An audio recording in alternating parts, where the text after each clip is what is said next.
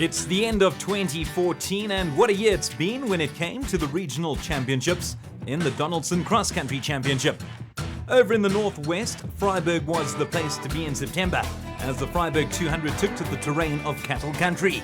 As always, competitors came from far and wide to take on the challenge, none more so than Martinez LaRue. It was a wonderful season. We have tried for a few years now and fighting a bit for the championship. But this year we're lucky. We was winning a lot of the races. And one race the second race at Harry Smith, we broke down. That put us a bit back in the championship. So then we fight a bit with a few wins again, and we're now in the first position on the championship. On the other side of the spectrum, there's rookie Regan Austin. Enjoying it so far. I think it's a great sport, great camaraderie. In Class B, Aaron Pretorius is definitely one to watch. Ja, Freiburg soos ons verstaan is gaan 'n lang dag wees, baie dik sand. Ons ry maar 'n 4-silindertjie, so ons vermoed ons gaan 'n bietjie swaar kry in die dik sand. So ja, engines gaan warm word, gaan 'n warm dag wees, so ons moet temperature dophou en ja, dit gaan 'n lang dag in die stoel wees. Warm indeed, plenty of racing expected, so Tony Gavea and his son Michael get things underway in their bat spec 0. The Gaveas certainly held their own throughout the race, and with very little dust in front of them, they went very fast. The pair did have a slight mishap. They hit a tree along the way, while they also lost a fire extinguisher. But despite these minor problems, it was plain sailing for the father and son team. However, they were warned about lack of lights in the front. They were forced to get out, replace them, and get going once more. Coming home in second place amongst the specials, Francois Conradi and Bjorn Buchner. That's despite losing the accelerator at the 190k mark. Rounding off the top three, Giel Nel and Fadi Pieterse. They loved the race and were only too happy to be back in the Kalahari, experiencing no issues whatsoever. Finishing just off the podium, David and Martin van Jaarsveld captured 4th place in their Sandmaster, the dust and rocks not proving too problematic for the pair. The man going at it alone in his Sandmaster Magnum, Francois Smit, securing 5th place in class and 6th overall. A legend in SA motor racing, the flying German Wolf Peter von Wyk came home in 6th place to ensure he remained a front runner in the championship. Also fighting it out for the title but finishing 1 place back, we heard from him earlier, Martinez LaRue alongside Gustav Pienaar. Capturing 8th place and the last special to cross the line, John Evans and Craig Galvin. While the race tended to favour the specials, there was no denying Dirk Pitter and Jacobus Klaassen in their Ford Ranger. They had power lag during the first 40 Ks, but from then on, it was a clear run. They didn't need to get out once. The pair, of course, go back to their student days when they did their engineering degrees together, so it's a friendship which was born from plenty of years, and they've continued it behind the wheel. They looked solid throughout in their Mitsubishi Pajero, Rob Reed and Bobo Schwegler. They never got out the car despite overheating a bit in the thick, soft sand and finished 2nd. Taking the last spot on the podium with some very good racing, Tiens de Toy and Arnold Norkier in their Toyota Hilux. We heard from a nervous Regan Austin earlier, but he and Warren Foss lived up to the challenge, a very commendable 4th place, although they did lose power steering about 30 Ks into the race. A 5th place finish for Andries Maynard and Hein Krier. They got lost 10 Ks in, but they did manage to get their Ford over the finish. There were a number of competitors who DNF'd, but that wasn't the case for Thomas Hodgman and Jean-Pierre Strauss, their Nissan coming home in 6th position. First in the Class Z Club Challenge were Gert Steyn and his daughter Tanya Berger, the pair saying they had tremendous fun out there and got to the end without suffering any breakdowns. Finishing almost 20 minutes back were Willy Velman and Marcus Verrie in their Ford Bantam. Dana Voss and Louis Janse van Vieren, who on occasion also compete in the national champs, had a good outing in their Toyota Hilux.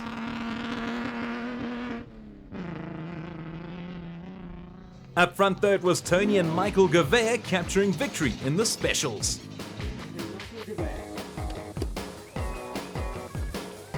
How tough was it out there? The guys are moaning about how hot it was? Yeah, it was hot, but it was fast. So the faster you go, the more wind comes through the car. So it's like awesome, man. The father and son team finished more than 10 minutes clear of Conradi and Buchner, while Null and Petersen were just over 15 minutes off the pace. Pitter and Claessens, meanwhile, were all smiles and productions. A great result for the Freiburg local. Yeah, between Barberspan Motor Club and the Northwest, we took fourth to the first positions in national and regional. So we are very glad to give Ford the honor today. Another resounding victory for the pair, who are certainly no strangers to winning. Reed and Schwegler were a further 12 minutes and 44 seconds back, while Dutoit and Nokia rounded off the podium. Breaking away to look at Class T in the Donaldson Cross Country Championship, the title was a closely fought affair, but defending champs Anthony Taylor and Dennis Murphy from Castrol Toyota captured title number 2, with the Horn brothers from Malalan finishing second.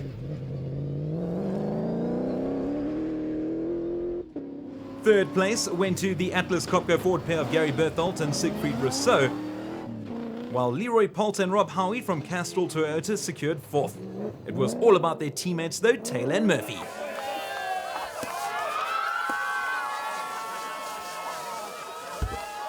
Anthony, 2 years in a row, you must be very happy. Of course, yeah, it is. It's quite an achievement. I think the last person to do it was Duncan, also in the hands with Glenn. So, it just shows that Hall Speed is the company to be with, and the product is really now Toyota. And I must say the Castrol Toyota has been superb all year, as well as last year. And but I can't take all the credit for myself, because Dennis has done just as good a job in the navving side of it. And yeah, I just hope that the guys from Hall Speed have an awesome Dakar, which I'm sure they're going to have. And I think they got the right weapon to do it with. So in the end, 8 points separated the top 2 teams, with Toyota taking 1 and 2 in the championship. The Ford of Berthold and Rousseau finished 30 points off the pace.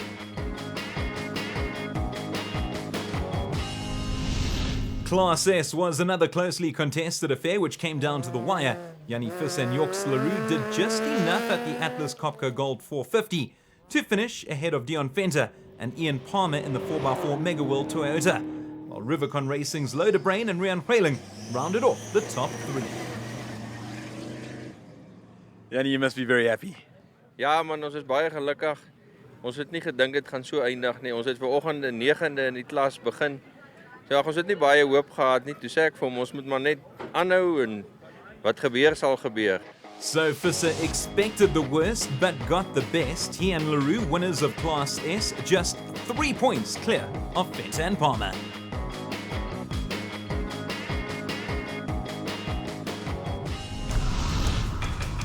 Back to the regionals, and we're in KwaZulu-Natal, a motorsport hotbed for the R&B Timber Group Harding 250. As has been the case throughout the races we've seen so far, it's extremely tight at the top, with the championship very much up for grabs. Today's a very important race for us, so we don't know whether we need to take it easy or try and go for a win. If we get a win today, we'll tie the championship up. But also there's a lot of forests out there, so it's going to be cautious driving for everybody, I think. And yeah, we'll just play it as it goes along, and hopefully we have a clean run and get a semi-decent result, and that'll take the pressure off us in the last event. One man who can't wait to go out is Class C competitor Jared Blackman, racing a modified Can-Am. Awesome vehicle. It's quick, very quick in the tight stuff, and a lot of fun to drive. The vehicle is perfectly modified to suit Blackman. Yeah, no, we had to change quite a lot. Hand controls, we went through 3 different sets of development, so it's taken quite a bit of time. And obviously my legs have to be strapped down and all stuff like that. No doubt that Barnes was the man to watch during qualifying, and he lived up to his reputation. He and Anthony Asher finishing fastest in Class A and overall.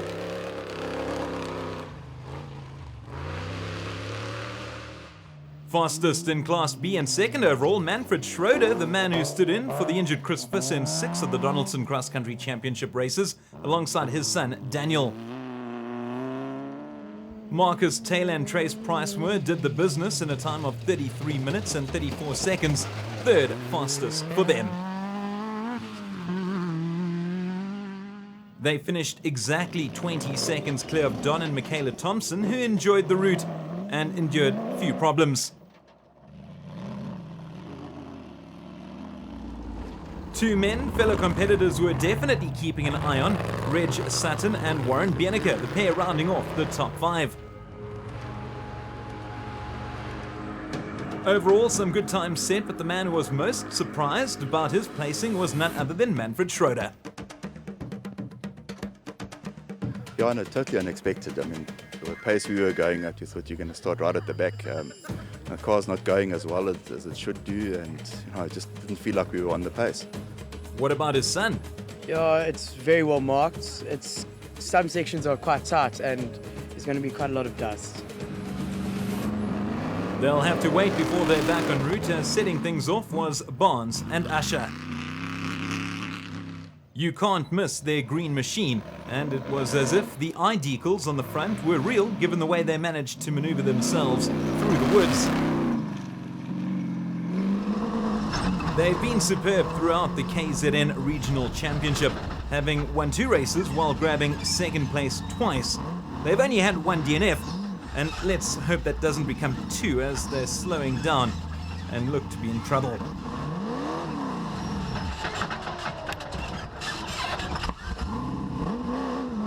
Well, good news, they are back up and running. The Schroeders are taking part in their first race of the season following Manfred's duties with the Atlas Copco Ford squad. He looks right at home and is second overall.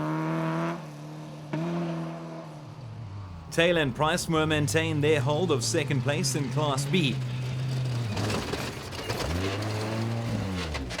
The obligatory stop before they're back off into the Midlands.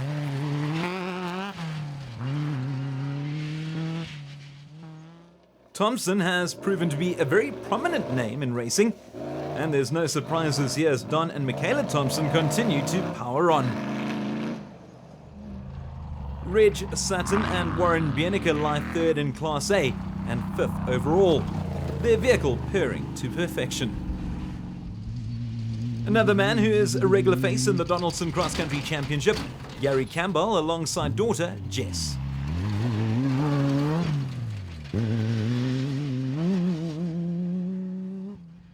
Completing the top 5 in Class A, for now, Ricky Carter and Darren Gray. They're looking to avoid a hat-trick of DNFs in what has been a pretty tough year.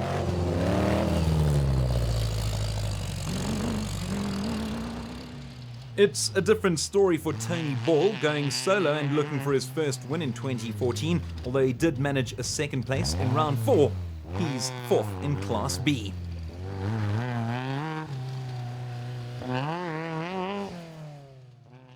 Great racing from Stefan Morar and Sean Braithwaite. They've flown through the field in their new Bat Spec Zero. You can't keep these two men out of a car, James Watson and John Thompson, but unfortunately they're going to have to get out. Gears are stuck in 4th in the gearbox. We thought it might have been the linkage, but it's not the linkage, eh? It's in the box itself, so race over. Bad news for them. A gingerly drive back to DSP as they pack up and go. Meanwhile, Bryant Mayer and Hugh Hedgecock are going along fine, no problems on their side. The first in Class C, John Rowe. In fact, he's the only competitor in his class.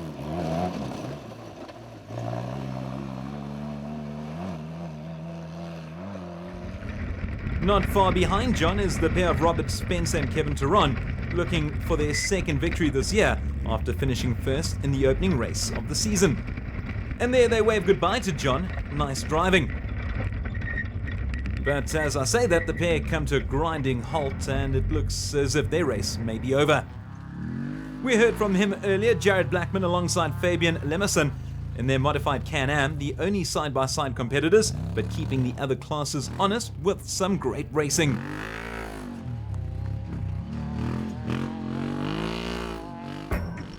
After some intense action, it's back to DSP to re-energize, refocus and refuel. Don and Michaela Thompson enjoying an exceptional drive so far. Not far behind them, Reg Sutton and Warren Bienicker. And hot on their heels, the bat of Gary and Jess Campbell, although there seems to be some issues with the vehicle.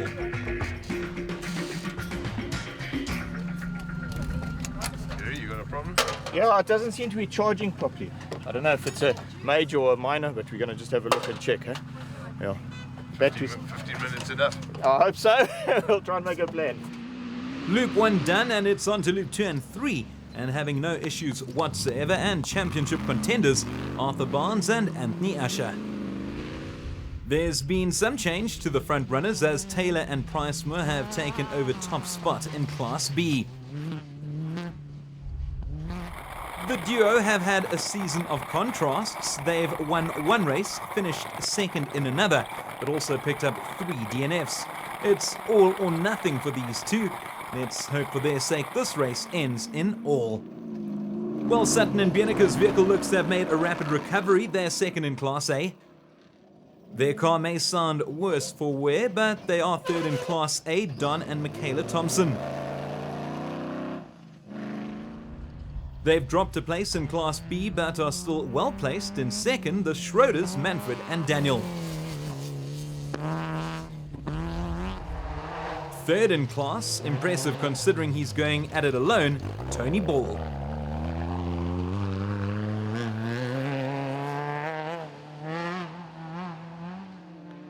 It's all about team for Mayer and Hedgecock. Good performance so far as they've climbed to fourth. Back to the A's, and it's Moraa and Braithwaite. Their earlier racing has seen them move up to fourth place. They started way back at the start of the day. Another solo driver, John Rose, still powering alone by himself. Speaking of power, it's Arthur Barnes and Anthony Asher that capture the checkered flag. It certainly was an impressive performance and a wire-to-wire victory. We're over the moon. I was very worried today, knowing that Ent's retiring at the end of the year. So we pushed hard on the prologue to get a number 1 start, and kept it together all day, and the car ran beautifully and faultless, and we got what we wanted. We got a win, so we've tied up the championship with 1 event to go. Excellent result for the pair, finishing exactly 7 minutes clear of Taylor and Pricemore, while Sutton and Bieneke came home in third place. Back to the Donaldson Cross Country Championship, in Class A was dominated by 2 men with the same surname, Quinton and Cully Silvalt, who wrapped up the title before the final race. Lawrence Duplessis and Gili Leroux ended the year in second place after securing wins in Heat 1 of the Toyota 1000 Desert Race and the Force Fuel 450 at Sun City. Gerard and Hardis Duplessis finished in third place after grabbing 3 podium spots along the way, including a win in KwaZulu-Natal. But all eyes were on the winners from Elegant Fuel. Obviously, fantastic result for us. Really happy for all our sponsors and for the team that's put in a lot of effort into the car for the preparation. The Silvalts finished a massive 30 points clear of Duplessis and Leroux, while the father and son team of Gerard and Hardis Duplessis and the Motorride Racing pair of Hutchison and Stassen were 36 points off the pace. Over in Class P, things were far tighter, but in the end it was John Thompson and Maurice Zamatin who ended on top thanks to a consistent year.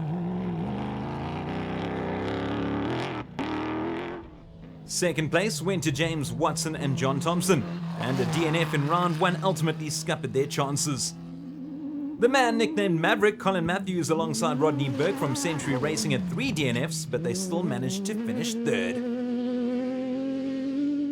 John, congrats, you must be very happy. Yeah, I'm really chuffed. We had a good run today, and we've had quite a good year. I think we came first 3 times this year, broke a drive shaft in one of the races, but mostly through the year we've had a very good run. The car's doing very well, and she runs nicely, so everything's been going very well, thanks. A season's haul of 140 points for Thompson and Zamatin, finishing 11 clear of Watson and Thompson.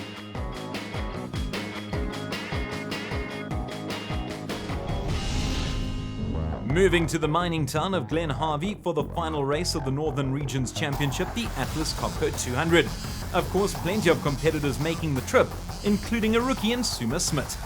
You're making your debut, not just at this event, but in this championship. Yes, and I'm very excited. I hope it's not going to be the last, but I'm very much excited about this. Now, how did it come to be that you're making your debut? You're racing for the first time and doing it without a navigator? Well, I've been next to the track for 25 years, and my husband eventually convinced me to try it myself, so I'm very excited. And so is Class B leader Wolf Peter Fumvai. Wolf, first and foremost, excited? Yes, very much so. I always look forward to do this one, because it's a big challenge, actually. And tell us why. Why would it be so much more? It is a combination of being rough, fast, muddy. It's got everything. No, it's a fantastic race, actually. From a veteran to another debutant in David Huddy. Your first race, excited? Very excited, very nervous. We've just had to do a lot of work on the car, so yeah, we're going to go out there, take it easy, get used to the vehicle and see where we go. Getting things going, the Flying Portuguese, Tony Gouveia alongside son Michael. In the special vehicle category, it was Giel Nel and Fadi Petersen who captured the win. An amazing effort given that this was their development year when it came to upgrading the car. Petersen missed out on the Navigators Championship. That honour went to Michael Gouveia, while Tony won the Drivers Championship after coming second in this race.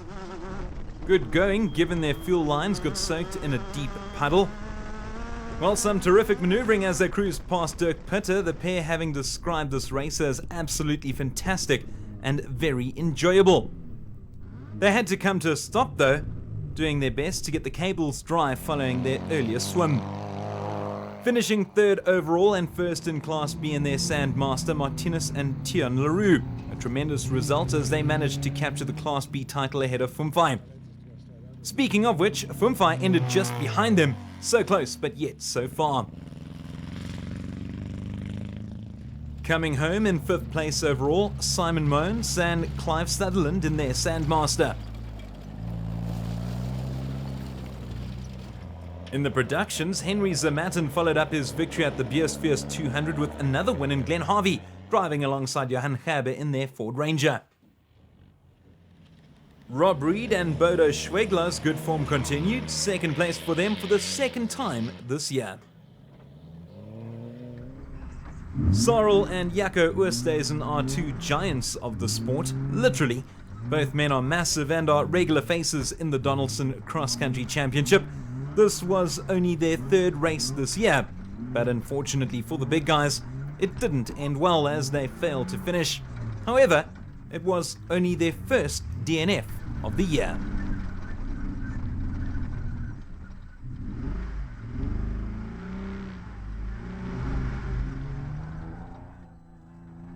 It was a different story for Piet Pitter. He and Sarel Kriel captured third place in their Toyota Hilux in their very first race. Just missing out on the podium, Wallace Hardy and Hendrik Skuman in another Toyota Hilux. Rounding off the top 5, the debutants David Huddy and Mike Verschen. Based on this performance, I think we'll definitely see them next year. Next in line, Tiens de Tour and Arnold Nokia. They managed to cross the line 4 times this season while recording just 1 DNF. Juandre Olivier and Harry Prinsloo in another Toyota Hilux ended 7th, another team competing in their first race in 2014. We saw him earlier, Regan Austin and Warren Voss, 8th place, and the pair getting quite used to this racing thing. One of the famous racing fenters, Dylan Venter, alongside Rowan Pierce, grabbing 9th spot for 4x4 Mega World. Completing the top 10, Victor Fincham and Jan Andries Scheldnys, their second race this year. But up front it was Giel Nel and Fadi Petersen taking the honours in the specials. Giel, this isn't something that you used to, getting onto a podium? Yeah, it's nice, but this was a wonderful event. I think they saved this one for the last one. It was very special, very technical, very challenging route. Very nice. And the car? The car's beautiful. We've done a lot of upgrading on the car this year, and it's in nick shape, 100%. Beautiful. They finished just over 5 minutes ahead of Tony and Michael Gouveia, while Martinez, Leroux and Tinnis finished third. In the production, celebrations all round for Zamatin and Perba. Victory for the pair, ending 4 minutes and 20 seconds clear of Rob Reed and Bodo Schwegler. Pitter and Creel captured third spot. With the racing season done and dusted for the year, attention now moves to South America for the 2015 Dakar Rally. South Africa will have a number of representatives doing duty in the dunes and dust of Argentina, Chile and Peru, such as the team from Imperial Toyota. The Atlas Copco duo of Johan van Staden and Mike Lawrenson in their second attempt at this grueling race.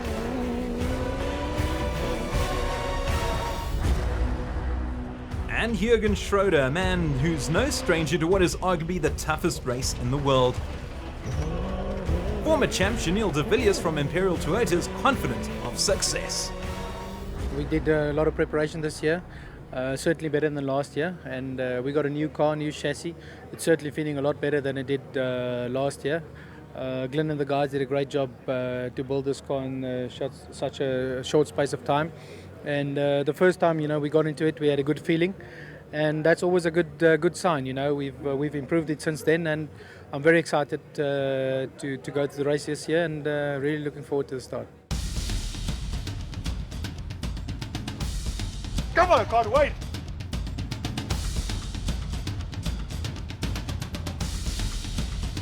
If you like the Dakar, you will love us.